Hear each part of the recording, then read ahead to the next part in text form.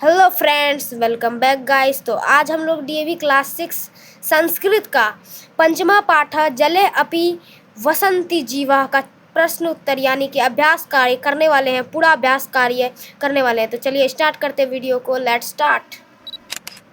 तो चलिए आ चुके हैं। तो पहला प्रश्न है, एतानि कथानि शुद्धानि अशुद्धानि वा इति वदन्तु लिखन्तु च। यानी कि इन कथनों को शुद्ध और अशुद्ध लिखना है। मतलब शुद्धानि लिखना है वहाँ पे जहाँ पे वो शुद्ध है, और अशुद्धानि जहाँ पे लिखना है वहाँ पे गलत है। जहाँ जो गलत वाक्य होगा, जो गलत कथन होगा उसमें अशुद्धानि लिख देंगे, जो सही कथन होगा उसमें शुद्धानि लिख देंगे। तो चलिए शुरू करते हैं। सार्क मत्स्या दिव्यति। सार्क मत्स्य दिव्य है, अशुद्धानि या नहीं है। स्वनिर्माणः मत्स्या जले भूमे च अभद्रत वसति। यानी कि जो है सभी मछली जल और भूमि दोनों पर चलती है, गलत। कुछ मछलियां ही है जो कि जल भूमि दोनों पर चलती है। मछली नहीं, वो कछुए होते हैं। अगला है, जले बहवः विचित्रा जंतवः वसन्ति। जल में बहुत सारे विचित्र जंतु रहते हैं, तो शुद्धम, काय कि ऐसा ही है। अगला है, मुंडकः टर टर इति धावति करत। यानी कि मेंढक जो है टर टर करता है, तो हाँ शुद्धम, शुद्ध। उसके बाद सार्कः बलवान मत्स्य भवति। क्या सार्क बलवान यानी बहुत ज़्यादा ताकतवर है, तो हाँ शुद्धम। अगला, छात्रः समुद्र तटम गच्छन्ति। बच्चे जो है समुद्र के तट पर जाते हैं, तो शुद्धम, सही। चलिए प्रश्न नंबर 2 की ओर बढ़ते हैं। तो प्रश्न नंबर 2 है, मंजूषायाम पदत पदे रिक्त स्थानानि पूरयन्तु। मंजूषा जो दिया हुआ उनसे ये जो पद है बचे हुए, इन मंजूषा में दिए हुए पद को, रिक्त स्थान को भरना है इन्हीं पद से। चलिए शुरू करते हैं। एते जंतवा मिलित्वा डैश वसंती। ये जंतु जो है मिलकर किस में रहते हैं, तो समुद्र में।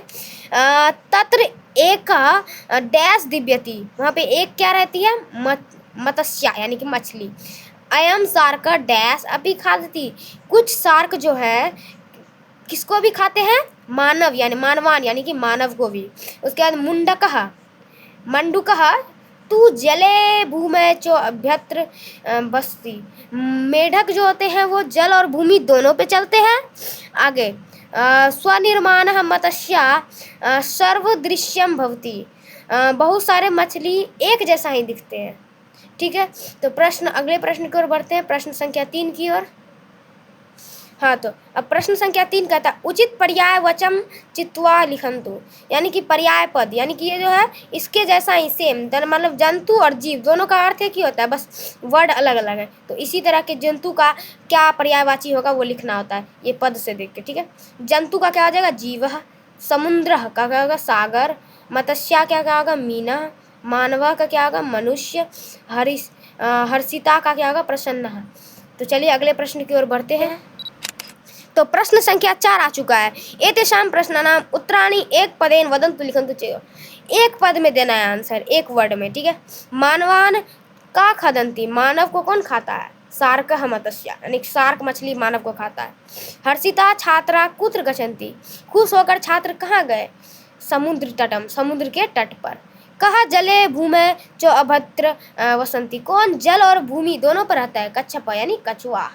उसके बाद, विशाल विद्यालय मत्स्या किम नाम अस्ति। यानी विशालियात मत्स्य यानी कि विशाल बड़े मछलियों का नाम क्या है, सार्क हो गया, सार्क।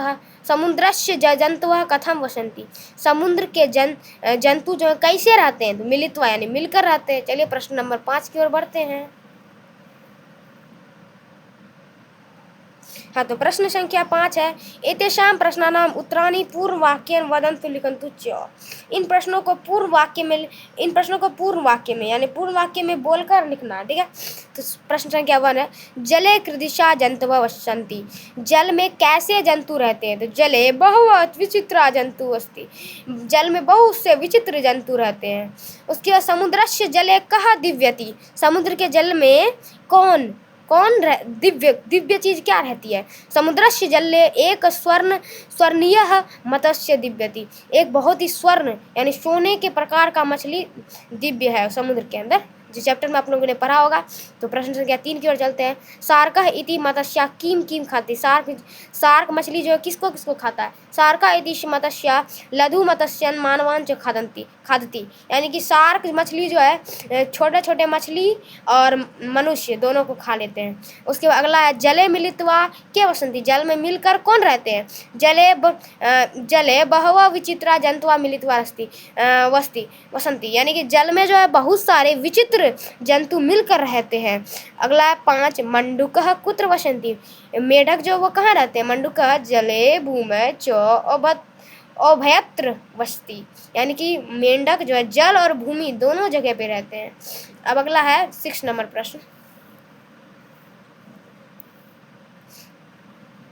तो चलिए 6 नंबर प्रश्न है स्थूल पदानां स्थानेषु कोष्ठाचित् उचितं प्रश्नवाचक पदम चित्वा प्रश्नानि वदन्तु लिखन्तु च, यानी कि स्थूल पद जो है मोटे काले अक्षर में जो पद है उनके जगह पे प्रश्न पदों को भरना है, ठीक है।